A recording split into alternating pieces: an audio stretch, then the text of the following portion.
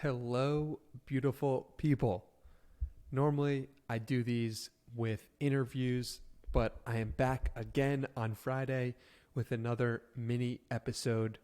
I'm going to be doing these more often, and if you'd like to have a topic you'd like to suggest for me to start covering, just shoot me a message on Instagram or Twitter at Hey Danny Miranda, and I will do my best to see if I can cover it. Today, I'm going to be covering a tweet that I got a question about, which was, I go to sleep thinking about podcasting. I wake up thinking about podcasting. Pure obsession. That was my tweet. And then the question someone asked me was this something that happened as soon as you started, you just fell in love with it? Or was it something that happened after a while of doing it? And it's a really good question.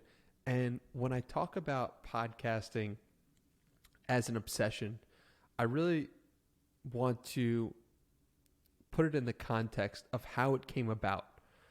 And for me, podcasting came about because I put out on Twitter wanting to connect with people, and I asked, hey, does anyone want to speak on the phone? And I just asked the people who followed me this question, and I ended up having such great phone conversations with people that it led me to feel such joy to connect with another human being in this moment. And it led me to ask, can I record this conversation? Could I do this more often?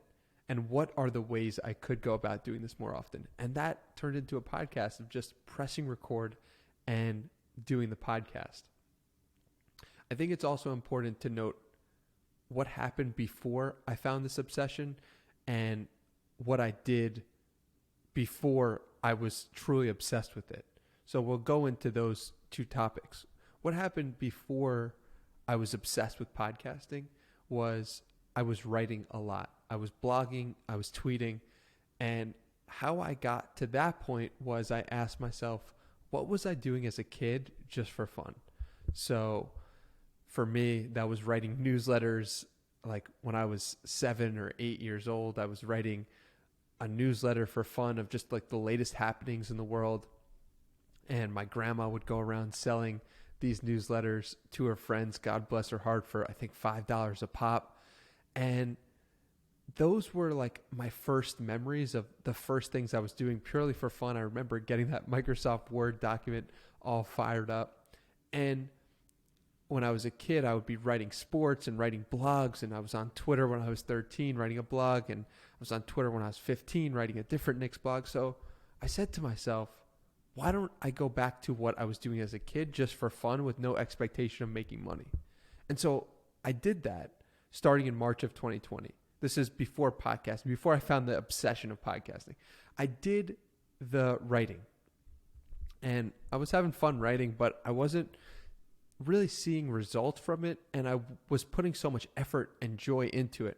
And I didn't stop writing. I made a pact with myself that I was just going to write 100 articles. And I don't think I actually ended up getting to that point. But what I did do was I stopped writing a little bit after, or stopped publishing blog posts rather, a little bit after I started podcasting, because podcasting was the next avenue. So just to give the context, it was like from March to August, I was writing blog posts, 2 blog posts a week, and just churning them out one after the other and enjoying the process. But I wouldn't say that I was like loving it, and I wasn't getting the feedback of loving it. So I took note of that. Like, okay, I'm putting in a lot of work, but I'm not getting a lot of people commenting. I'm not getting a lot of love for the work that I'm putting in. And so it really made me think, is this the right path for me? Am I doing this for the pure joy of it? So fast forward to July or August of 2020, when I am calling these strangers on the phone and we're having these great conversations, and I'm saying, how can I actually spread this even further? How can I do this more? And so I said, okay, I'm going to do a podcast. And I'm not just going to do a podcast. I'm going to do a podcast 3 times a week. And how I got to that point was I started recording in mid-August, and I recorded 20 episodes by the actual launch date of September 23rd. So the process didn't start of saying, okay, how can I be like Joe Rogan? How can I be like Tim Ferriss? What happened instead was organically, I decided myself, I enjoy the act of conversations with people. I enjoy truly connecting with someone in that moment. How can I do it more? So it was bottom up instead of top down. How I've done it in the past is like I see someone like when I was younger, I would see college basketball players and I would say, I want to be a college basketball player because I want to be like that person. But that's not really the right way to frame it. It's like, do you love basketball? Do you have a joy from the practice of basketball? If yes, try to become a college basketball player. So that was the mindset and framework that I used to find this thing. But did I know that I was actually going to like podcasting? Because I did like conversing with people, like I said, on the phone, but would I actually enjoy the act of podcasting? And because of that, I set a goal for myself. I set a goal of recording 100 episodes. So prior to putting out my first episode on September 23rd, I never published a single episode, but I wanted to give myself enough time so that I would be out of the honeymoon phase with this project. And it would be a little bit difficult for me to keep going. But I also committed to a schedule and a discipline of Monday, Wednesday, and Friday. Every week I had to put out 3 podcasts. And I've done that now for over a year. And I'm incredibly proud of that because this has been maybe the longest relationship of my entire life is me with this podcast. And so it's a really personal thing. And it has become an obsession because as I do it more, I get more joy from the process. And as I go deeper on researching guests and connecting with guests in that moment, it's like I want to do that more and more. And if I go a week without doing it, like sometimes I'll go a week without recording an episode, I'm just like, I can't wait to record that next one. So it's a pure obsession. So like the reason why that tweet came to be, how I go to sleep thinking about podcasting and I wake up thinking about podcasting, is because I was literally texting a friend at 1 a.m. What is the best gear I should get for this situation? And then I wake up and I'm like, I can't wait to have this conversation I'm having with someone. So the point was like, I really am going to sleep thinking about this. I really am waking up thinking about this. This is my joy. And particularly the aspect of connecting with someone. I don't know if it's going to be my joy to just speak to the camera and just say my truth. It might not be, but I'm going to give it a shot. I'm going to do it 50 times and see if I like it. And if I do, great, I'll keep doing it. If I don't, I'll stop doing it. I've got to follow the joy more. And that is how I found my obsession. I followed the joy. Okay, so you're listening and you're like, okay, that sounds great, but what are the first steps I should take? Well, one of them is you should think about what you were doing as a kid and think about what you were getting joy from as a kid. That's a good place to start. Another place to start is look around at the things you purchase on Amazon or wherever your price, you don't think about price. For example, for some people, that could be a gym membership. Like, oh, it doesn't matter what, or supplements. That's how Tim Ferriss created his first business, I believe, was because he saw where it didn't matter how much something cost. He was willing to just pay for it. And then he created his business around that thing, which ended up being supplements. But you could do that for whatever your thing is for you. And I think it's really important that you go through your bank statement and see, what do I really enjoy purchasing and what is giving me joy in the things I'm purchasing? That could point an important place for where you should direct your talents. Another thing is, why don't you sample 3 or 5 people around you and ask them, what do you think I'm good at? What do you see me having fun at?